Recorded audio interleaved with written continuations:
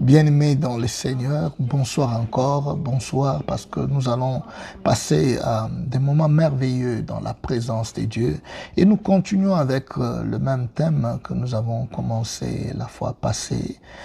Nous allons essayer un peu d'entrer dans le profondeur de ce message et nous allons tout faire pour maintenir nos 15 minutes afin de ne pas vous prendre beaucoup de temps, mais de dire l'essentiel que Dieu a déposé dans notre cœur. Et notre thème que nous sommes en train d'exploiter, c'est que la terre attend ta révélation. Alléluia.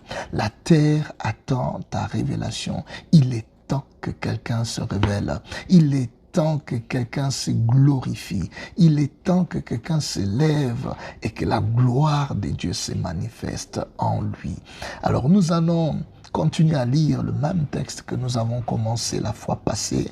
Nous sommes toujours dans Romains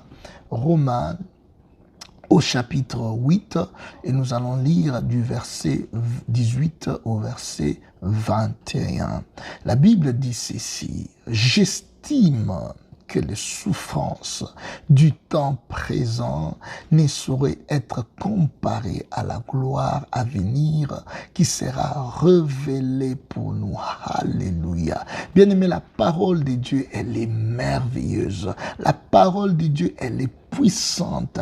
La parole de Dieu, elle est efficace pour renverser même nos pensées.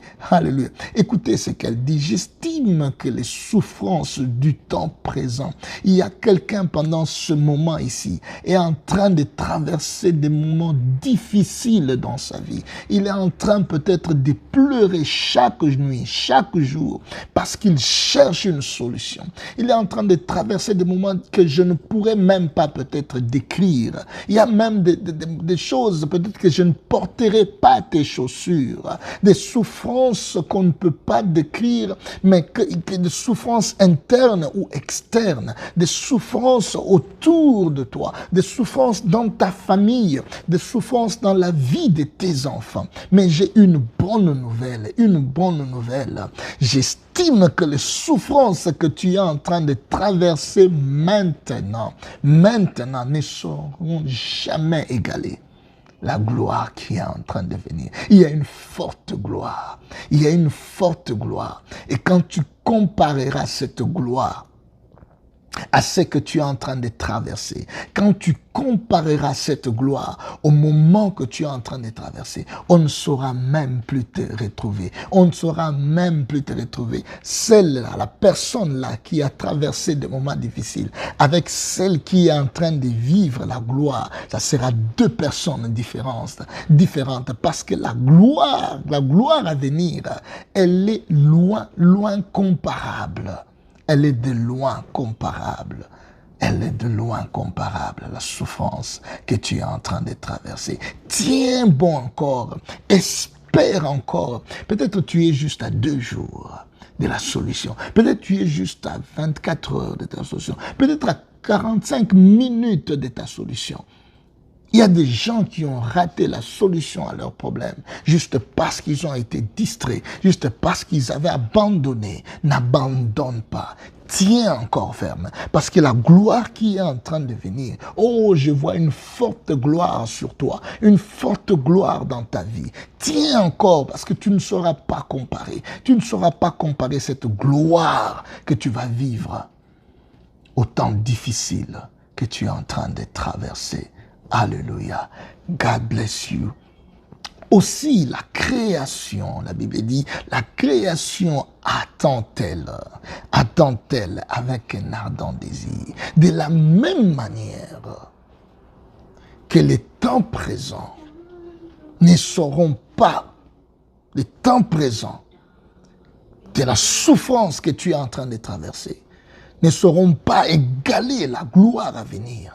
La Bible dit ceci, aussi, alléluia, aussi la création attend De la même manière que tu dois attendre la gloire à venir, la terre aussi est en train d'attendre la même gloire, parce que la terre est en train de traverser des moments difficiles. La terre est dans la souffrance. La terre est en train de devenir déserte là où elle était fertile. Les business sont en train de tomber là où elles étaient en train de prospérer. Il y a des moments difficiles dans le monde. Les gens sont en train de tomber malades. Les gens sont en train de mourir. Les gens sont en train de traverser des moments difficiles.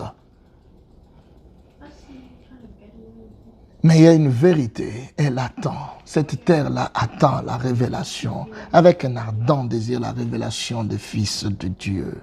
Car la création a été soumise à la vanité, non de son gré, mais à cause de celui qui l'y a soumise avec l'espérance qu'elle aussi sera affranchie de la servitude, de la corruption, pour avoir part à la liberté de la gloire des enfants de Dieu. Il y a une part. Il y a une part de la gloire dans ta vie, mon frère. Il y a une part de la gloire dans ta vie, ma sœur. Et cette part-là de la gloire, il y a quelqu'un qui est en train d'attendre cela.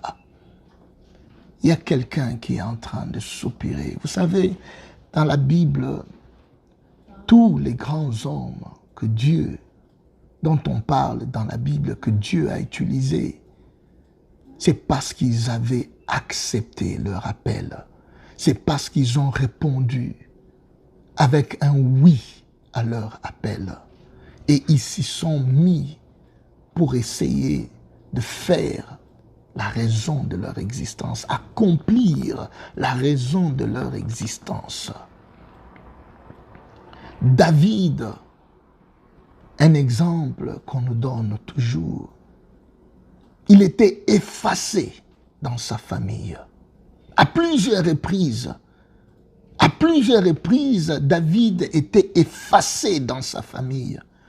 Peut-être pendant ce moment que je suis en train de te parler, tu es en train de te retrouver dans les mêmes conditions ou dans la même situation que David. Elle a été effacée dans sa famille.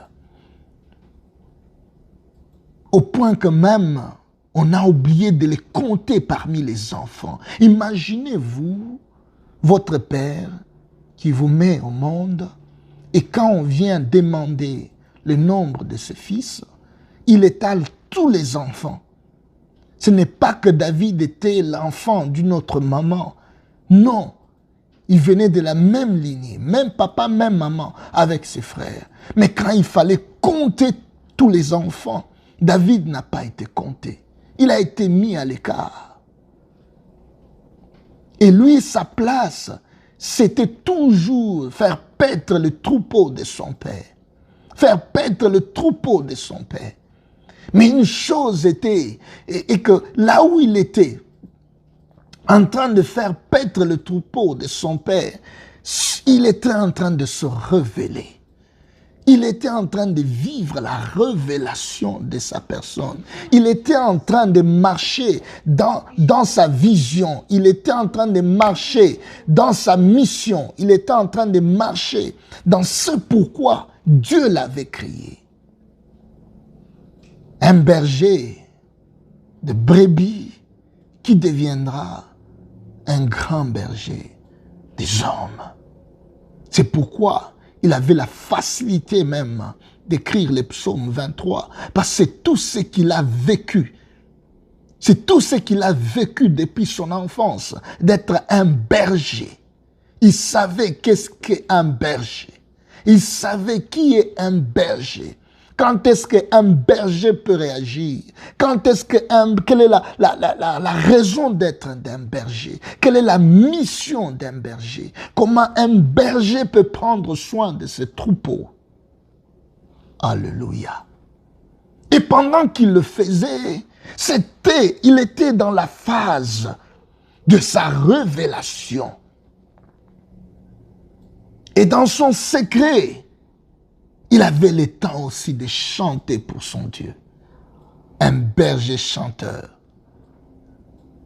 Et quand il fallait maintenant oindre pour chercher un roi, ils ont regardé dans ceux-là qui étaient grands, dans ceux-là qui étaient puissants. Dieu n'a pas vu la personne qu'il était en train de chercher.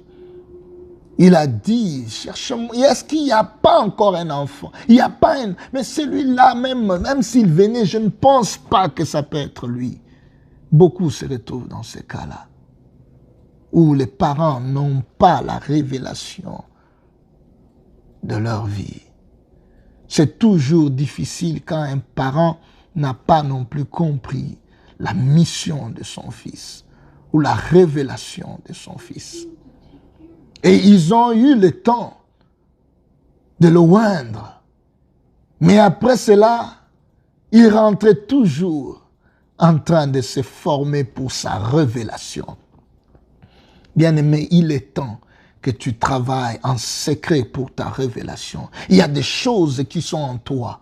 Il y a des choses qui sont en toi. Il faut seulement que tu commences à t'exercer. Il faut seulement... J'aime ce que mon pasteur dit toujours. Quand la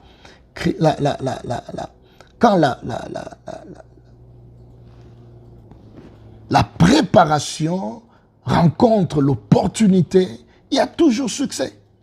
Il y a toujours succès. Quand la préparation rencontre l'opportunité, il y a toujours succès.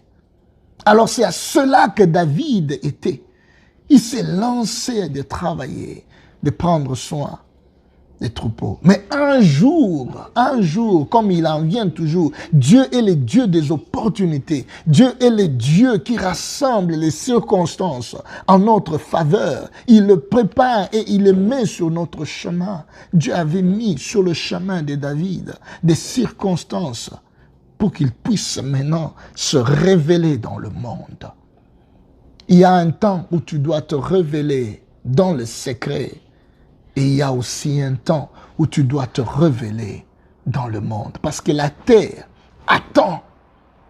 Pendant que la terre, les enfants d'Israël étaient dans la souffrance, les enfants d'Israël vivaient dans la crainte, dans le tourment, parce qu'il y avait un Goliath qui s'était levé pour le faire peur, un homme géant, avec tout ce qu'il avait pour détruire tout Israël.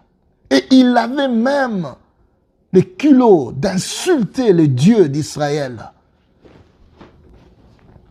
Il fallait que David puisse se lever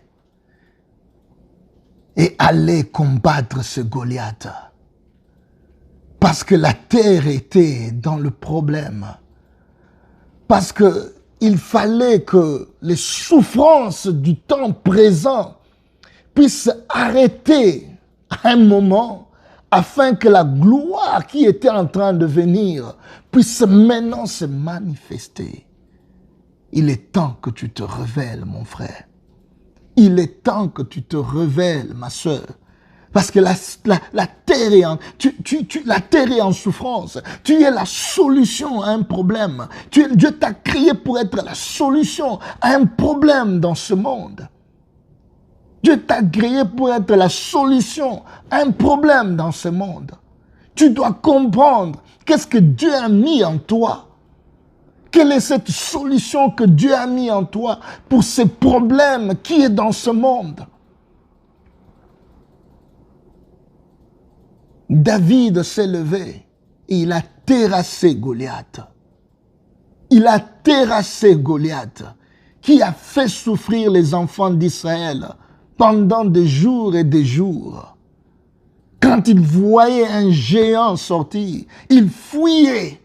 Mais ce temps-là, c'est un petit qui est venu, un enfant qu'on appelait David, qu'on a même négligé. Mais parce qu'il a compris ce qui était en lui. Il est temps, mon frère, que tu te révèles. C'est ton temps. De la même manière que David s'était levé, de la même manière que David s'était révélé, il est temps que tu quittes le secret pour que tu puisses te manifester. Peut-être c'est avec un cantique que tu vas chanter. Tu vas délivrer le monde Peut-être ça sera avec des formules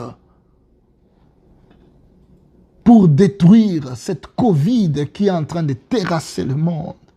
Peut-être ça sera avec des business que tu vas créer pour apporter une solution dans un coin ou une région pauvre. Peut-être c'est par ta prière que tu vas délivrer des nations. Il est temps, mon frère, que tu te révèles. David n'a pas raté l'opportunité de détruire celui qui était en train d'insulter même son Dieu. Il a terrassé, il a détruit, il a coupé la tête de Goliath. Il est temps que tu coupes la tête de ce Goliath qui est en train de faire souffrir ta maison, ta famille. Peut-être c'est la pauvreté. Peut-être ce Goliath-là, c'est la pauvreté. Peut-être ce Goliath-là, c'est la stérilité. Peut-être ce Goliath-là, c'est la division. Peut-être ce Goliath-là, ce sont des problèmes sans fin. Il est temps que tu t'élèves. Ma prière est que Dieu t'ouvre les yeux. Ma prière est que Dieu te oigne ce soir. Ma prière est que Dieu te fasse voir la mission qu'il t'a donnée. Lève-toi comme David. Quitte les secrets parce que le monde t'attend. Quitte les secrets parce que le monde a besoin de toi. Au nom puissant de Jésus-Christ. Au nom puissant de Jésus. La gloire à venir viendra de toi.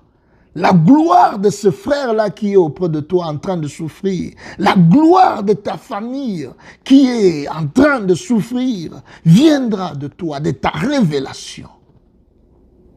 Est-ce que Dieu t'utilise puissamment? Je te bénis là où tu es. Au nom de Jésus-Christ. Amen.